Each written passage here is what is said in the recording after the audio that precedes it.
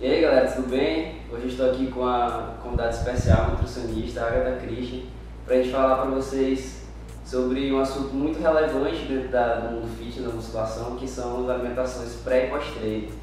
E a gente vai falar sobre os carboidratos, as proteínas, os lipídios e também sobre a sua suplementação nessas refeições.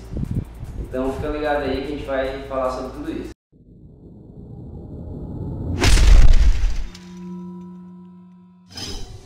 Bem galera, a gente vai começar aqui, mas antes eu pedi para a Agatha dar um oi para vocês e falar um pouco sobre ela, para vocês conhecerem melhor.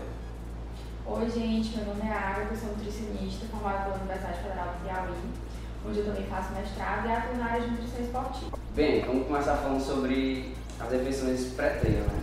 Então, vamos falar da importância qual é a importância dos carboidratos nessa refeição pré-treino.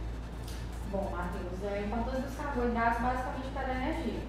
Então, vamos supor, para você fazer um treino com um bom desempenho, você precisa ter energia suficiente.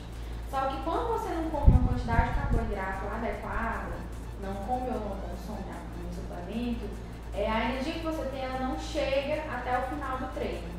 Então, de repente, você pode ficar fraco, às vezes a pessoa passa mal, tem sintomas de hipoglicemia. Tanto é que muitas academias têm até aqueles sachês com melzinho para quando acontecer um episódio desse. Nada mais é do que a falta de carboidrato. Porque o carboidrato ele entra na célula e libera ATP por reações bioquímicas. E esse ATP é o que gera energia. Então essa é a importância da gente consumir. Porque se você estiver bem alimentado, quanto mais energia você tiver, melhor vai ser o seu desempenho no treino. Certo. E aí a questão de que tem pessoas que acham que porque quer emagrecer não deve ingerir carboidrato, né? Então é importante que ingira carboidrato.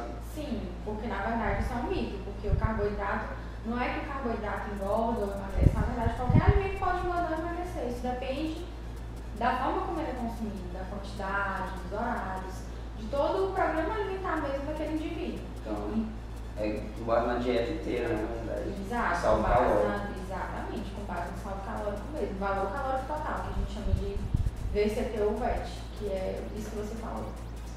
E quanto a essa alimentação antes do treino, uma dúvida muito frequente quanto tempo que a gente deve se alimentar antes de treinar?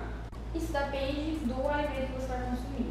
Então vamos supor, como a gente acabou de pontuar, a questão dos carboidratos. Se eu vou fazer uma refeição completa em carboidratos, vamos supor, eu vou comer tantos gramas de batata doce antes do treino. Em média, 30 a 40 minutos eu consigo fazer uma digestão adequada e treino bem. Agora, dependendo da quantidade que você come, do horário que você treina, do tipo de alimento que consumir, isso vai variar. Por exemplo, eu só consigo treinar depois do almoço porque é o único horário que eu tenho. Então, se você almoçou meio-dia e o horário de treino é meio-dia e meia, aí fica um pouquinho mais complicado, né? Porque você teve pouco tempo para digerir alimentos que necessitam de um tempo maior para digestão do que os carboidratos, que são digeridos mais rapidamente. E tem um esvaziamento gástrico também mais rápido. Isso depende também do alimento e do organismo da pessoa também. Isso, com certeza. Isso tudo varia individualmente. E a gente falou da importância dos carboidratos antes da refeição, ou na refeição pré-treino, né? Sim. Então eu devo ingerir proteína também ou só o carboidrato, que é importante? Depende do tipo de programa alimentar que você estiver fazendo. Geralmente não é muito recomendado que você faça uma refeição sobrecarregada de proteínas e ou mesmo gorduras antes do treino, porque são dois nutrientes que têm uma digestibilidade um pouco mais lenta, certo? E, consequentemente, quando você está no processo de digestão, seu organismo leva o seu metabolismo lá para baixo. Por quê? Porque ele entende que o período pós-prandial, né, que é o pós-refeição, é um período de repouso. Então, ele precisa diminuir o metabolismo para conseguir digerir bem, já que, naturalmente, as proteínas e os lipídios necessitam de um tempo maior para digestão. E também o esvaziamento gástrico deles é bem mais lento. Então, por exemplo, eu vou tomar uma proteína antes do treino, que seja na forma líquida, como por exemplo um iogurte, ou então um leite acrescentado a uma batida com frutas, né, para fazer uma vitamina. Já tem uma digestibilidade melhor e não atrapalha tanto. Agora, isso depende de indivíduo para indivíduo, porque, por exemplo, se você faz um esquema de refeição mais avançado, como por exemplo os atletas de fisiculturismo, bodybuilding, por exemplo, existe um esquema de refeições diferente de uma pessoa tradicional, né? Então, geralmente essas pessoas consomem proteína antes do treino. Agora deve ser dado um intervalinho para que seja feita bem a digestão. Se tiver um intervalo de tempo, para fechar, depende de qual proteína que você vai comer, a quantidade da pessoa também, né? Exato. Agora a questão de que acontece com muitas pessoas que treinam muito cedo, né? 5h30 da manhã, 6 horas, e já tem que acordar, se alimentar e imediatamente treinar, e vem daquele jejum noturno, né? E aí não sabe o que se alimentar. Qual a sugestão que tu dá? Por exemplo, quando a pessoa necessita treinar muito cedo, como por exemplo, tem pessoas que treinam 5 horas da manhã, 6 horas da manhã, de jeito nenhum e sem fazer uma refeição, tem que se alimentar. Agora vamos saber escolher melhor esses alimentos. No caso dessas pessoas, considerando a questão do jejum noturno, como você citou, a pessoa passou várias horas dormindo, não se alimentou, catabolizou, né, dependendo do tipo de programa alimentar que ela faça. Quando chega de manhã ela não tem muita energia, então o ideal é que ela faça uma refeição completa à base de carboidratos. Então vamos supor, dependendo de como for, do tipo de pessoa, né, da composição corporal, tipo de treino, o recomendável, vamos supor, por via de regra, um exemplo, né, batata doce, tantos gramas de batata doce, porque é um carboidrato que tem um índice glicêmico baixo e que vai ajudar a repor essa necessidade que aconteceu pelo fato da pessoa ter passado várias horas sem se alimentar, e ela consegue ter um desempenho melhor. Ou então, por exemplo, uma vitamina de frutas com algum alimento de origem integral, torradas, pão, mas sempre uma refeição rica em carboidratos, para conseguir o máximo de energia possível. E após o treino, quando a pessoa retornar, aí faz o jejum normal, que é o café da manhã. Falando então sobre o pós-treino, né?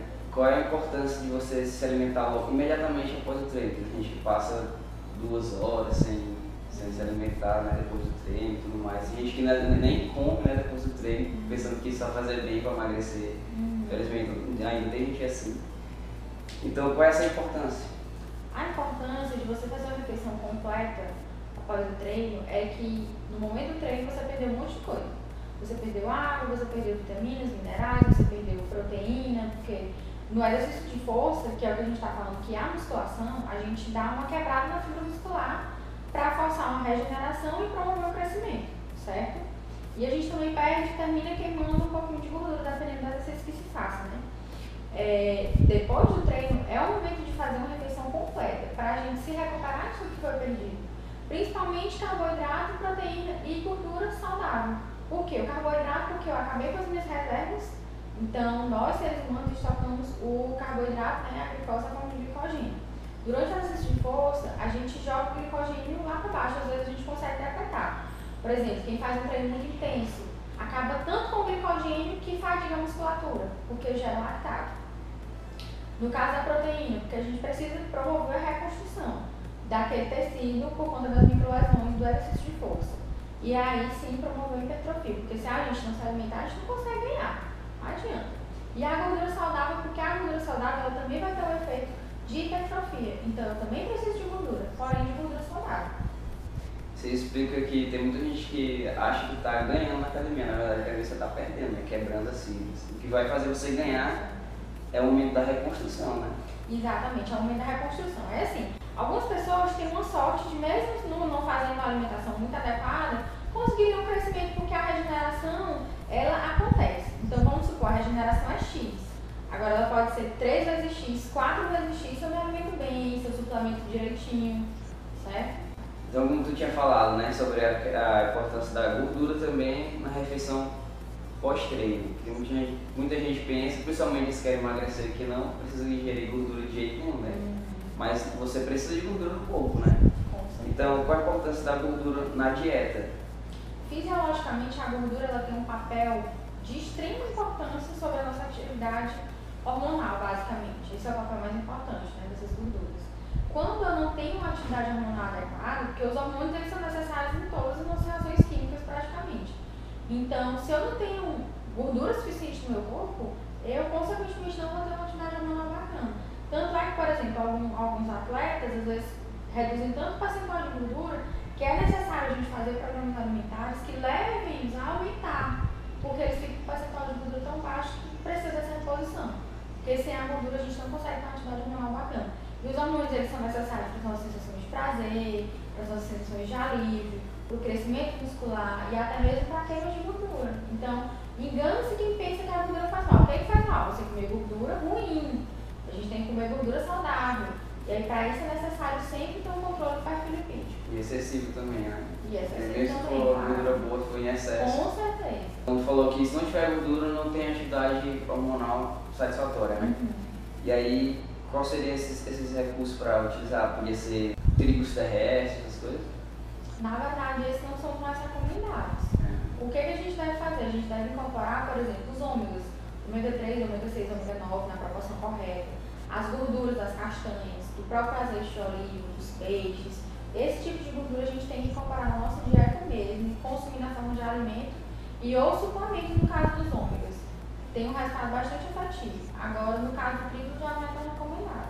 Uma coisa que muita gente esquece, né, ou não sabe, da importância da hidratação, principalmente no treino, né? Porque, como tu falou, a pessoa perde muito líquido quando treina. Qual a importância da hidratação no treino e na dieta? Dependendo da umidade do ar, da cidade em que cada pessoa vive, ela precisa de uma necessidade maior ou menor. Dependendo do peso, da altura, da composição corporal, essa necessidade hídrica também é modificada. Na atividade física, ela tem um papel ainda mais importante. Vamos supor, no caso que nós estamos falando, na musculação, a musculatura precisa de água para crescer. Então, se eu não tenho músculo hidratado, eu não consigo ter um resultado de hipertrofia tão potencializado como eu teria na presença da água, na presença adequada da água. Nas outras atividades, porque é necessário para o desempenho físico. E no caso da reposição, para mim tomar após o treino, porque durante qualquer tipo de atividade física você desidrata. Até mesmo na natação, as pessoas se enganam muito quando pensam que na natação, ali dentro da água está hidratado. Muito pelo contrário, a pessoa está desidratando também.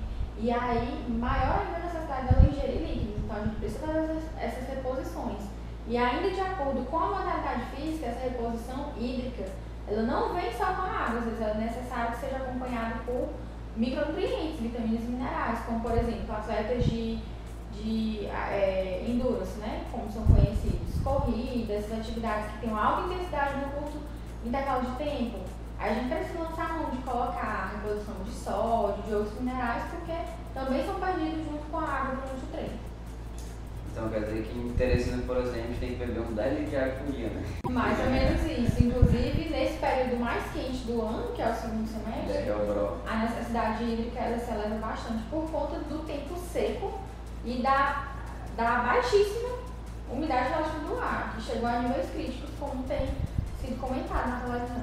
Então, a gente falou sobre o carboidrato, né, a proteína, a importância desses alimentos nas refeições e das gorduras.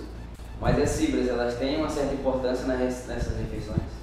Com certeza, porque a fibra, ela ajuda a gente em diversos aspectos. É um alimento funcional com atividade super potente. Na redução do peso, porque ela contribui bastante para a saciedade. Então, pessoas que fazem programas alimentares para controle de peso e utilizam as fibras, têm aí uma boa ferramenta, porque consegue aumentar a saciedade, você se sente saciado mais rápido, certo? Por conta da diminuição do tempo de esvaziamento gástrico, dependendo também do tipo de fibra.